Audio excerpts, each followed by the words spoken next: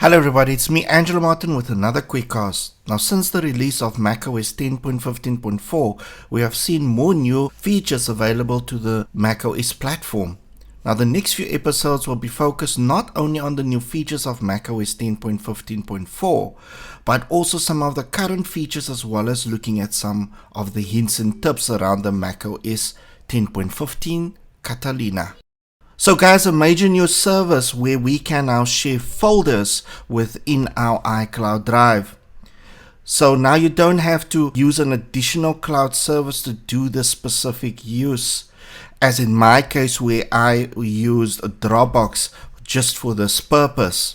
Also, with a combination of having your desktop as well as your documents folders synced to your iCloud drive just makes it into a much easier choice as well as a multi-purpose tool. So if you have set up your iCloud drive, then you should be able just to use the folder sharing straight away.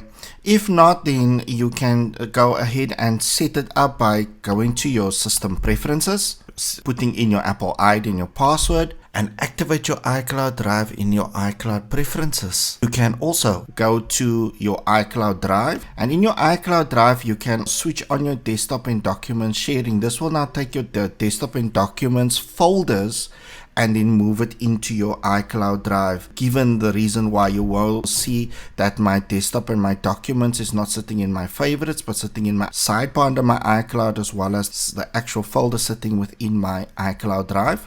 Also, seeing that we are in our iCloud preference, also just to check out your cloud storage, if you click on the manage button and you do want to purchase additional storage besides the 5 free gigs that Apple gives you, you can go into the buy more button, again under the manage button. You will notice that it will give you these three options. So you don't need to go and buy the highest storage. You can just work your way down as your data capacity increases within your iCloud drive. Let's get back into our iCloud drive and look at the sharing. So guys, just be aware that certain folders we cannot share directly. Now the folders that normally has an engravement on them, or like my preview numbers pages, not the important folder because that's a shared folder already, but my desktop documents and keynotes folder, all of those folders I won't be able to share directly, but I will be able to share the subfolders within those folders. As an example, what I want to use is this personal folder. I would like to share that folder. So if I do a secondary click on them, or hold down control click, or two fingers click on your trackpad, or right click on your mouse, depending on how you set up your secondary click. So if you do a secondary click, now in your menu, then you go to share and then you select the new option, which is called add people. So when you click on add people, you will notice that it comes up with your sharing window where you can choose the different methods in terms of how you want to share. Below that, you've got your share options where you can specify to who you want to share to. This point is only to people that you invite. Also your permissions you can set to where people can make changes to that folder or just for viewing purposes only.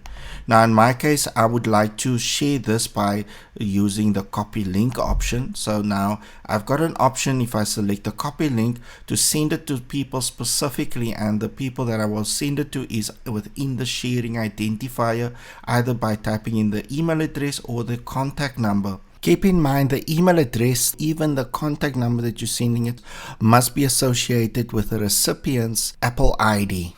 Or if I should decide that I want to just send the link to whoever, then I can just go to anyone with a link, which will remove the identifier, and now I can just copy the link into an email, into messengers, then it will be able to link that person up directly. But for now, I'm going to go with only people you invite, and I'm going to type in the person's email address. Now after typing in the email address, I click on share. So now that I've shared that folder, it will then specify to me that it's been shared by me, and it will have that little icon on that folder to specify that it is now a shared folder. Now I can take that link, go to my mail, And in a new mail message, I can just paste that link in and just send it to the person. The recipient on the other end will then click on that link, and that will then link that folder up with that person, and that folder will also be added to their iCloud drive. Now that is how we can share folders. So besides me being able to share that folder, I can also add additional people to it, or simply just remove the share. So to do that, I can go back to that shared folder, again do a secondary click, and then I go to share, and in my share I'll go to show people. Now under my share menu, it will specify the person that it's shared with, and I can go and add additional people. If I click on the share options, I can change the permissions if I want to, copy the link, or I can just stop the sharing altogether. So that's for now, I'll stop the sharing. I will just click on OK. The icon has been removed from the folder, and it's not specified to whom it's shared with because it's now as a standalone folder.